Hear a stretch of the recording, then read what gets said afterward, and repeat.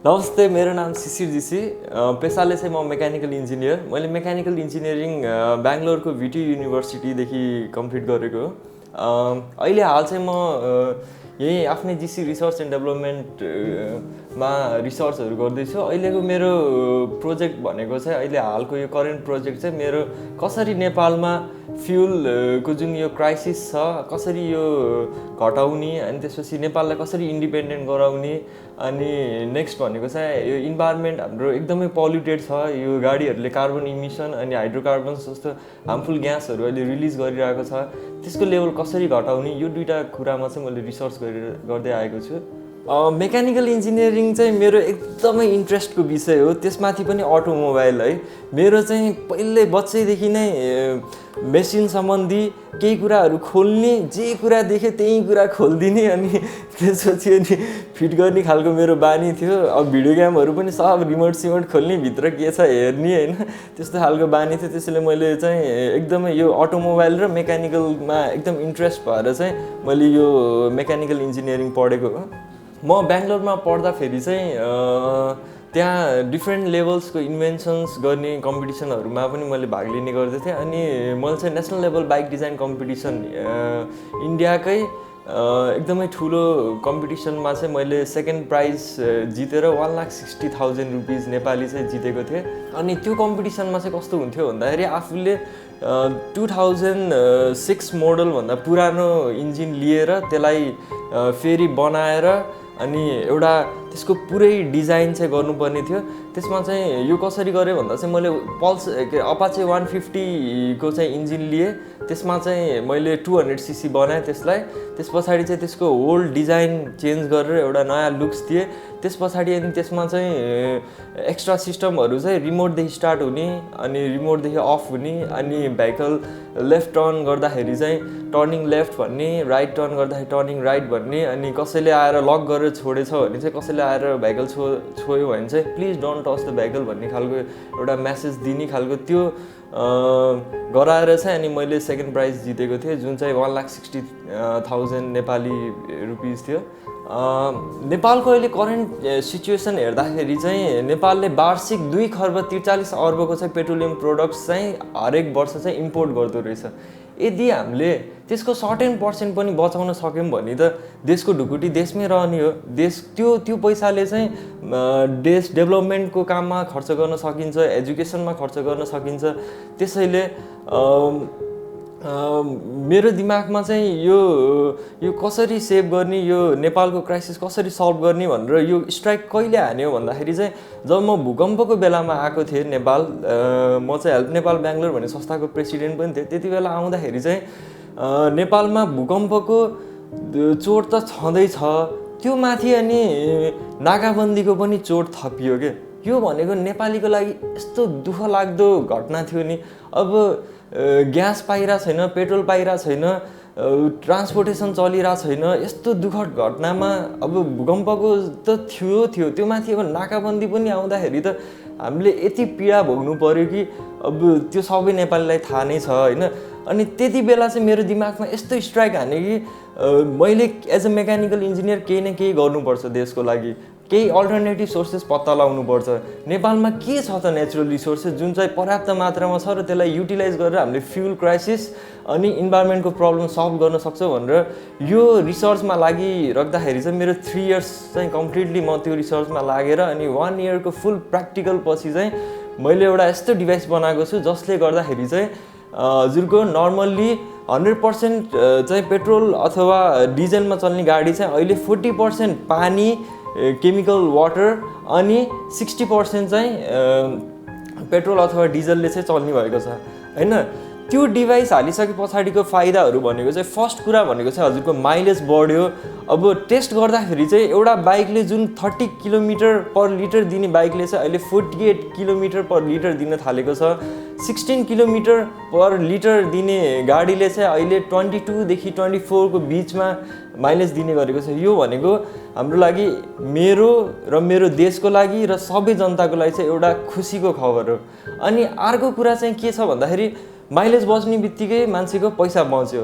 अनि अर्को कुरा भनेको त्यो डिभाइस राखिसके पछाडि गाडीको पिकअप पावर टर्क सबै कुरा बढ्छ होइन। अनि अर्को कुरा भनेको हजुरको इन्जिनमा जम्मा भएर बसेको कार्बन डिपोजिट्सहरू त्यो सबैलाई निकालिदिने काम गर्छ, जसले गर्दाखेरि चाहिँ हजुरको इन्जिनको लाइफ बढ्यो।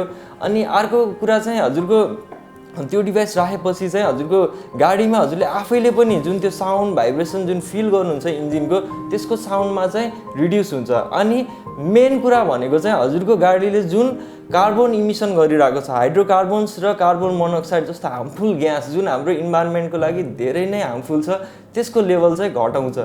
अनि यो सब फाइदा प्लस अरू पनि फाइदा के छ भन्दाखेरि चाहिँ यो डिभाइसले आफैले अक्सिजन पनि जेनेरेट गरिरहेको हुन्छ एज अ वेस्ट, जुन चाहिँ हजुरको गाडीमा बस्ने पेसेन्जर अनि ड्राइभरको लागि बनाइएको छ।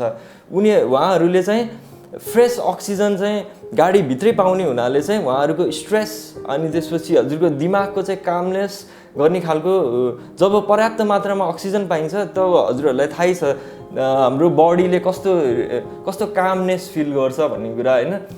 अहिले मैले धेरै कमेन्ट्सहरू पनि जस देखेको छु बजारमा के छ भन्दाखेरि चाहिँ एचएचओ किट भन्ने एउटा फ्लप प्रोडक्ट हो, जुन चाहिँ सफल छैन। कुनै पनि देशले चाहिँ त्यसलाई एग्री गरेको छैन, त्यसलाई कसैले पनि स्वीकृति दिएको छैन।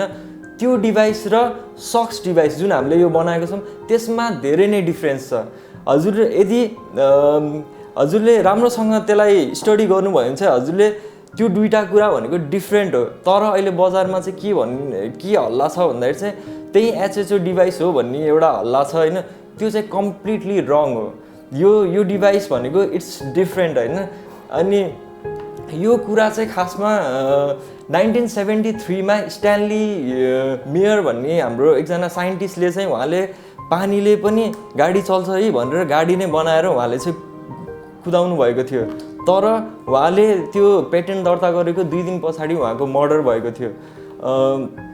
यो हजुरहरूले सर्च गर्न पनि सक्नुहुन्छ। अनि म त्यही स्ट्यानली मेयरको त्यो इन्भेन्सन पनि देखेर रिसर्च गर्दाखेरि उहाँको त्यो कुरा नि पत्ता लगाएर अनि सबै मार्केटमा भएको सबै खालको प्रोडक्टहरूको सबको ड्रब्याक्सहरू के छ त्यो सब कुरा पत्ता लगाएर यो भनेको चाहिँ हाम्रो एकदम कम्प्लिटली डिफ्रेन्ट प्रोडक्ट हो। यो प्रोडक्ट चाहिँ आएकै छैन। हजुरहरू त्यही भएर ढुक्क हुनुहोस्। अनि म सरकारसँग के पनि बिन्ती गर्न चाहन्छु भन्दाखेरि जति पनि यो यस्तो खालका इन्भेन्सनहरू गर्नुभएको छ उहाँहरूको कि त मर्डर भएको छ, कि त उहाँहरू गायब हुनुभएको छ, कि त उहाँहरूलाई पागल बनाइएको यस्ता खालका गतिविधिहरू हाम्रो संसारमा हामीले देख्दै आएका छौँ, जसले चाहिँ यो फ्युल क्राइसिस चाहिँ सल्भ गर्ने खालको इन्भेन्सनहरू गर्छ। र यो कुरा पनि नेपालमा नहोला भन्न सकिन्न। त्यसैले म हरेक नेपाली जनतालाई म के भन्न चाहन्छु भने प्लिज यो कुरालाई सपोर्ट गर्नुहोस्। यो भनेको पोजिटिभ कुरा हो। यो भनेको देशलाई एकदमै फाइदा हुने कुरा हो। मलाई मात्रै नभएर मलाई, हजुरलाई, देशलाई सबैलाई फाइदा हुने कुरा हो।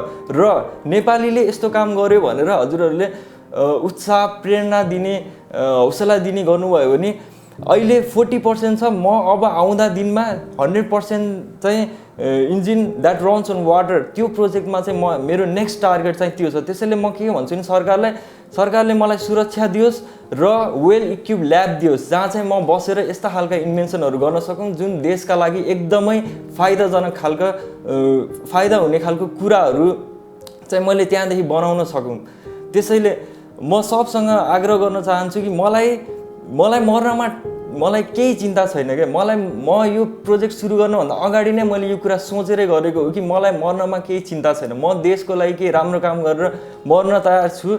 देशको लागि राम्रो इन्भेन्सन गरेर यदि मेरो ज्यान गुमाउनु परे पनि म त्यसका लागि तयार छु। तर मलाई नेपाली जनता सबैको साथ चाहियो, हजुरहरूको सबैको सपोर्ट चाहियो। यदि हजुरहरू सबैको सपोर्ट भयो नि मलाई यति थाहा छ कि कसैले मलाई केही गर्न सक्दैन। त्यसैले मेन कुरा भनेको हजुर सबै नेपाली जनताहरूको सपोर्ट चाहियो। प्लिज मलाई सपोर्ट गरिदिनु होला। एचएचओ किट र यसमा के डिफ्रेन्स छ भन्दाखेरि चाहिँ एचएचओ किटमा चाहिँ पानी चाहिँ एचएचओ ग्यास बनेर दुइटै चाहिँ एउटा मिक्सचर अफ एचएचओ ग्यास भन्छ त्यसलाई होइन। एचएचओ ग्यास बनेर चाहिँ त्यो चाहिँ इन्जिनमा जाने हो। त्यो भनेको चाहिँ इन्जिनको लागि धेरै नराम्रो कुरा हो। जब एचएचओ ग्यास चाहिँ इन्जिनमा जान्छ तब पिस्टनमा चाहिँ डटेडहरू देखिने अनि इन्जिनमा चाहिँ फल्टहरू देखिने त्यस्तो खालको चाहिँ समस्याहरू आएको छ। तर यो डिभाइसमा चाहिँ के हुन्छ भन्दाखेरि वाटर चाहिँ प्योर हाइड्रोजनमा कन्भर्ट हुन्छ र अक्सिजनमा कन्भर्ट हुन्छ डिफ्रेन्टली। अनि त्यो एउटा हाइड्रोजन चाहिँ गएर इन्जिनमा जान्छ अनि अक्सिजन चाहिँ हाम्रो गाडीभित्रको प्यासेन्जर ड्राइभरहरूलाई हामीले दिन्छ। त्यसैले यो एचएचओ र यो सक्स भनेको चाहिँ कम्प्लिटली डिफ्रेन्ट कुरा हो। हजुरहरूले प्लिज यो कुरा बुझिदिनुहोस्, एक्सपर्टहरूसँग कन्सल्ट गर्नुहोस्, साइन्टिस्ट प्रोफेसर अनि इन्जिनियर्सहरूसँग कन्सल्ट गर्नु। यो चाहिँ एकदम डिफ्रेन्ट कुरा हो। त्यसैले यो एचएचओ र सक्समा चाहिँ एकदम हजुरहरू केयरफुल हुनु। एचएचओ कहिले पनि युज गर्नुहुन्न गाडीमा, कुनै पनि देशले यसलाई मान्यता दिएको छैन। सक्स भनेको चाहिँ प्योरली नासाले पनि एप्रुभ गरेको कुरा हो। अहिले चाहिँ यो प्रोडक्ट चाहिँ हाललाई चाहिँ हामीले हाम्रो मन्त्रीज्यूहरूको गाडीमा, मेयरको गाडीमा, उपमेयरको गाडीमा, यातायात व्यवस्था विभागको प्रमुखको गाडीमा, यस्ता खालका उच्च व्यक्तित्वहरूको गाडीमा अहिले चाहिँ हामीले फिटिङ गरेका छौँ।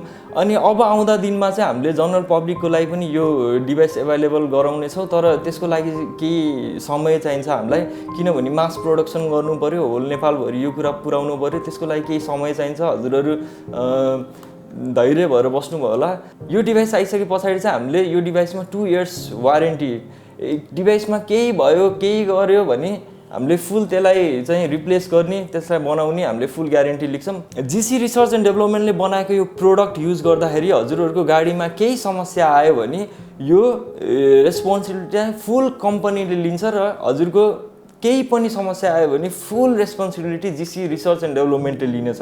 यो डिभाइस चाहिँ मैले यहाँ आफ्नै गाडीमा फिट गरेर हिँड्न लागेको 1 वर्ष जस्तो भइसक्यो होइन। म विदेशमा हुनुभएको हाम्रो दिदीभाइ अनि दाजुबहिनी सबैलाई म के आग्रह गर्न चाहन्छु भन्दाखेरि हजुरहरू विदेशमा हुनुहुन्छ, उच्च शिक्षा हासिल गर्न जानुभएको छ, गर्नुहोस्। त्यहाँदेखि राम्रो प्रगति गरेर धेरै कुरा सिकेर चाहिँ नेपालमा फर्केर नेपाललाई चाहिँ डेभलप हुने खालका कुराहरू चाहिँ यहाँ ल्याउनु पर्छ। हामीले नै हो हाम्रो देश बनाउने, हामीले नबनाएको कसले बनाउँछ त हाम्रो देश।